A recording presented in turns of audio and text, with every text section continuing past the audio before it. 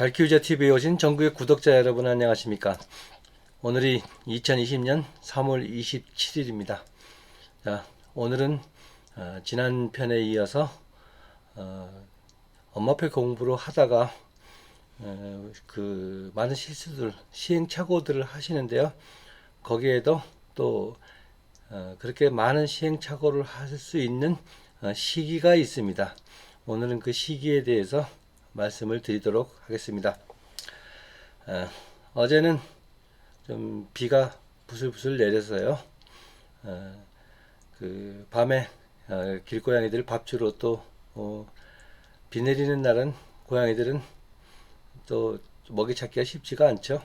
그래서 또 얼마 전에 저희 구독자님께서 조금이라도 보태주고 싶으시다고 고양이 사료를 또 보내주셨어요. 그래서 저는 기쁜 마음에 기왕이면 조금이라도 좀 더 나아주려고 또 한 보따리 싸들고 이렇게 갔는데요. 늘 놓던 장소 어느 한 곳에선 이렇게 고양이 먹이를 이렇게 놓고 있는데 바로 위에 이런 쪽지가 두 개나 붙어 있더라고요.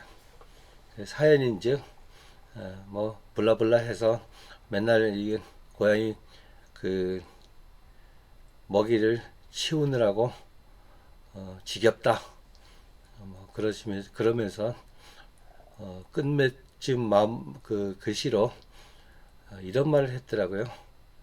그렇게 고양이들 먹이 그 챙기지 말고 당신 양심이나 좀 챙기세요. 기분이 영 안 좋더라고요. 이분이 그냥 뭐 이 점이 좀 곤란한 점이 있으니까 이곳에서는 다음부터 장소를 좀 옮겨 주시면 어떻습니까? 뭐 이렇게 써준다거나 근데 사실 같은 장소에 10년 이상 이렇게 놓아 왔는데 그동안에 이렇게 그 건물 주인이 바뀌었나 봐요. 그래서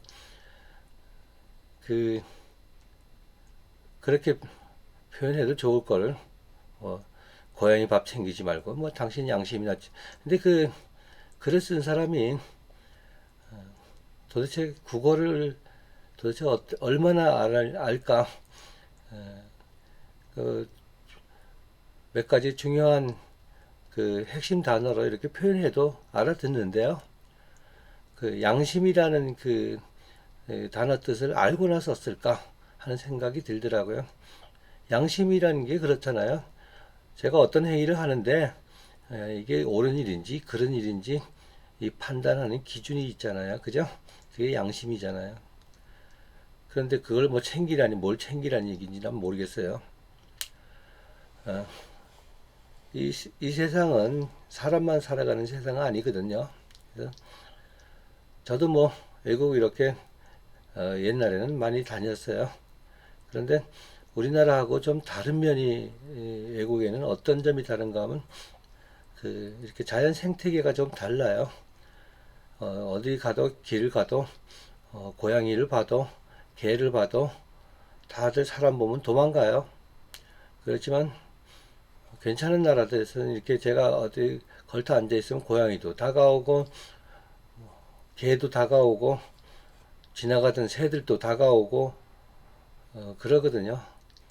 옆에 와서 뭐 평화롭게 그냥 와야 뭐 오리도 다 야생 오리들도 다가오고 이게요 우리가 그 못 살던 시절에 그냥 그 잡아먹느라고 그러다 보니까 한국에서 사는 새들 고양이들 불쌍해요. 도망가기 바쁘고 여담이고요. 어쨌든 그 길고양이들 이제 날씨 더워지고 하면 물 한 모금 먹을 데 없습니다. 가급적이면 이렇게 요즘 용기들 많잖아요. 재활용 뭐 일회용 용기들 이렇게 물 한 모금 주면은 그 동물들에게는 아주 정말 맛있는 음식이 되고요. 목을 축이고 하루에도 더 건강하게 살 수 있답니다. 자, 그런데 이제 본론으로 들어가서 죄송합니다. 본론으로 들어가서 아이를 이렇게 키워올 때요. 이제 초등학생들을 이렇게 전체적 1학년부터 6학년까지 모든 교육 과정은요. 중학교 학생이 이렇게 봤을 때 며칠 만에 다 끝낼 수 있는 양의 학습 과정이에요. 많지 않아요. 그렇게 보일 뿐이죠. 그런데 이 많은 그 세월 동안, 6년이라는 세월 동안에 그렇게 금방 끝낼 수 있는 것을 왜 6년이나 벌려놨을까? 그냥 벌려놓은 게 아니거든요. 그것을 하나하나 배워올 때는 어린아이가 자라면서 그때 그 수준, 보편적인 수준에 맞춰서 이때는 이 정도는 해야 되고, 저 때는 저 정도는 해야 되고 하는 걸 이렇게 교과 과정에다 넣어놨거든요. 그래서 그것을 그냥 단순히 알고만 넘어가는 게 아니라 그것을 내가 잘 습득을 하고 활용을 할 수 있는 수준까지 자기 것으로 만들어 줘야 되는데 요즘은 뭐 워낙 할 게 많다 보니까 교과 과정은 또 겉으로 보기 쉽게 보이고요. 그러다 보니까 교과 과정 전체적으로 초등학교 때 배우는 교과 과정에는 집중을 안 하고요. 그 외의 활동, 남이 하는 거, 또 고학년들이 하는 거 이렇게 하면은 뭔가 된 것 같고요. 그러다 보니 제 판단으로 봤을 때는 아주 쓸데없는 걸 너무 많이 시키거든요. 그래서 이제 어쨌거나 초등학교 1학년, 2학년, 3학년 학교를 가도요. 웬만큼만 하면 다 잘한다 그래요. 다 잘한다. 평가는 어디 가도 잘한다 그래요. 근데 잘한다는 게 제 기준으로 봤을 때는 완벽하게 잘하는 것. 그것을 문제로 만들었을 때 하나도 틀리지 않는 정도까지 해주는 게 잘하는 거거든요. 근데 우리가 기준을 둘 때 보통 뭐 95점 정도 이렇게 성취도를 이루면 잘한다 그러잖아요. 그렇지만 이 기반이 되는 건요. 뭐 건물 지도 이 기반하고 똑같은 거예요. 이렇게 기둥 밑받침이 뭐 어떤 100kg이라는 하중을 받아서 완벽하게 견딜 수 있게끔 해줘야 그게 밑받침이거든요. 대충 위에 물건이 위에 건축물이 견딜 수 있는 정도 한 7, 80%의 강도를 갖춰놓고 이렇게 있다가 보면 언제 무너질지 모르죠. 비록 그렇게 뭐 건축물의 비율 안 해도요. 여기는 눈에 보이지 않는 내공이 좀 쌓여야 되는데 그냥 지나오거든요. 그래서 이거를 그렇게 지나서 1년, 2년, 3년, 5학년쯤 되면은요. 또 늦어도 6학년쯤 되면 아이나 부모나 이제 중학교에서는 뭐 하나, 중학교에서는 뭘 하지 하는 그런 정보를 이제 습득하게 돼요. 그러면 위에 좀 어렵네 이 정도고요. 밑에를 그냥 대충 보면은 별거 아니네 이렇게 돼요. 4학년, 3학년, 2학년 과정이요. 그러면 위에 거를 배우면은 되는구나. 이렇게 잘못 생각을 거의 다 하세요. 그래서 한 번도 되돌아보지 않고 위에 것만 합니다. 자, 5학년은 6학년 거 하고요. 6학년 건 중학교 그냥 건너뛰어서 합니다. 이랬을 땐 이제 공부하는 그 수월성에 대해서는요. 아이들한테 그냥 뭐 할래? 뭐 이렇게 타협을 해가지고 물어봐서 시키면요. 위에 거 하려 그래요. 당연히요. 지난 거 싫어하거든요. 그래서 공부는 절대로 아이하고 타협하는 거 아닙니다. 그래서 위에 거 할래요. 그럼 그래 이래가지고 이제 위에 거 합니다. 그런데요. 하면 할수록 아이는 점점 어려워집니다. 아이가 느끼기에 왜 어려워질까요? 밑에 부분이 충분히 다져지지 않아서 그런 겁니다. 그래서 또 판단의 미스를 또 하기 시작을 해요. 그러면 아이가 뭘 틀렸네 이러면 좀 더 잘 가르치는 데를 찾아봐. 좀 더 어려운 문제를 잘 가르치는 데를 찾아봐. 이래서 점점 어려운 대로 아이를 끌고 가는 일이 거의 다 그런 일을 벌립니다. 그래서요, 아이가 5학년이 됐다. 그래서 좀 이제 공부를 슬슬 해서 중학교 때부터 좀 다져보자. 이럴 때는요, 앞에 걸 보지 말고요, 지나온 과정을 완벽하게 할 수 있느냐, 없느냐를 이렇게, 죄송합니다. 네, 제가 전화가 오는 바람에 잠시 멈추었었네요. 죄송합니다. 자, 그래서 한 5학년쯤 됐을 때 이제 공부 좀 해야 되겠다. 이렇게 이제 시켜야 되겠다. 이런 경우에는요. 앞에 거 보지 마시고요. 일단은 지난 학년 거를 한번 점검을 해야 되는데요. 이게 요즘은 그렇게 문제도 많지 않아요. 문제도 많지 않아요. 그래서 최소한도 국어, 영어, 수학, 사회, 과학을요. EBS 교재에 있거든요. 가장 기본적인 학년별 교재, 뭐 예를 들어 뭐 계산왕이라든가 만점왕이라든가 뭐 이 정도 택하셔가지고요. 과목별로 한번 밟아보세요. 발로 밟으라는 얘기가 아니라 제대로 한번 문제를 문답식으로 풀어보세요. 엄청난 문제가 거의 다 있을 거예요. 그렇다고 당황하시면 안 돼요. 그거는 지난 학년 거는요, 금방 복구가 되거든요. 그렇게 한번 점검을 꼭 하시고 앞으로 나가달라 이런 말씀을 꼭 드리고 싶네요.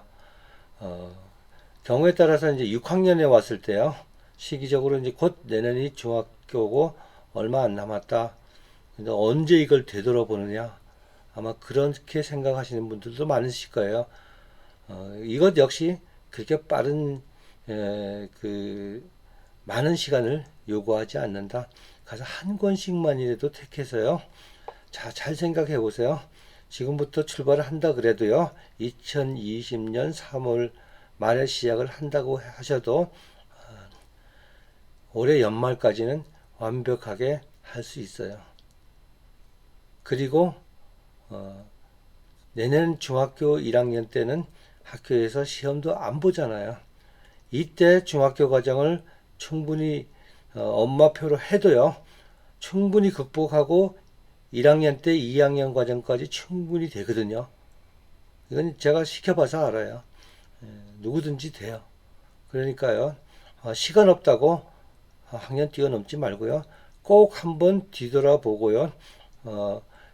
EBS 교재 좋으니까요. 거기는 또 들어가면 바로 해설해 주잖아요. 아이가 모른다 그러면요.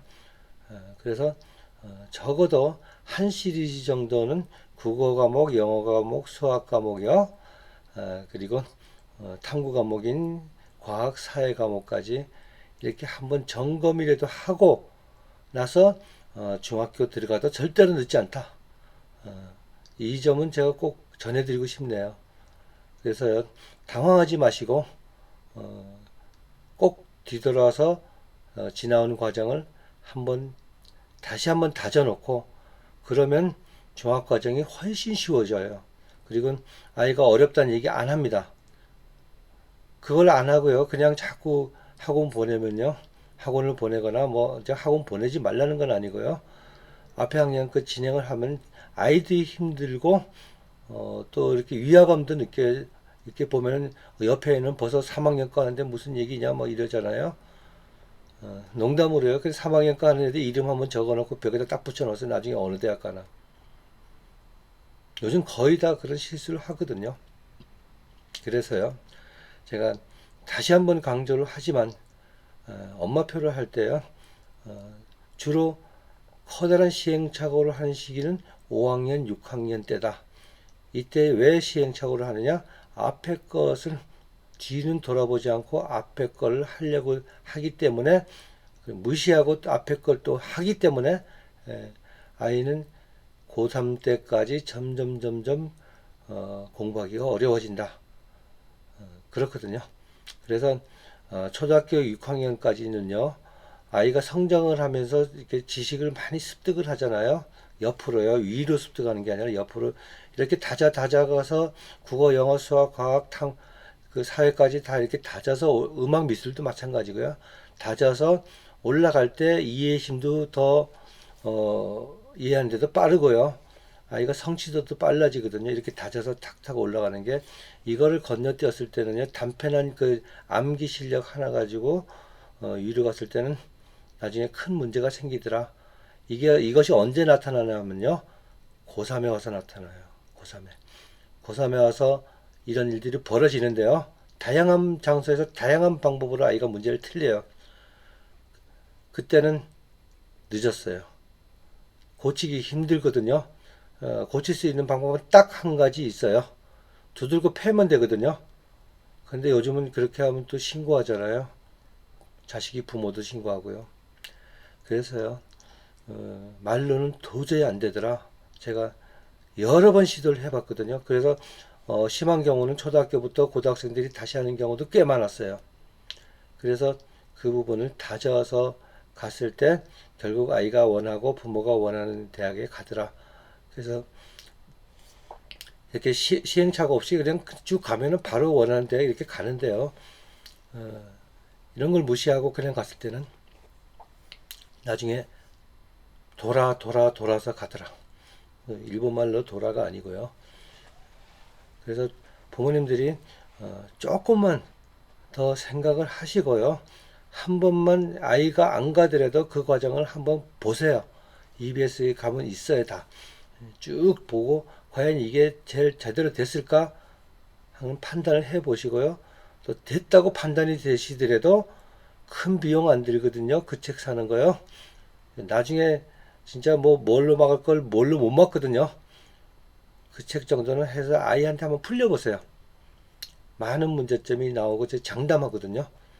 그래서 이런 시행착오는 하지 마시라. 시기적으로 그러한 시기에 앞으로만 갈 생각하지 마시고 꼭 뒤를 돌아서 다져서 가주시기를 바랍니다. 자, 어려운 시기에 아이들도 학교도 못 가고요. 그럼 부모님 책임도 커지고 힘든 시간을 보내고 계실 거예요. 그렇지만은 참고 또 이렇게 하면은요 보람 있는 시기가 될 것입니다. 자, 끝까지 들어주셔서 대단히 감사합니다.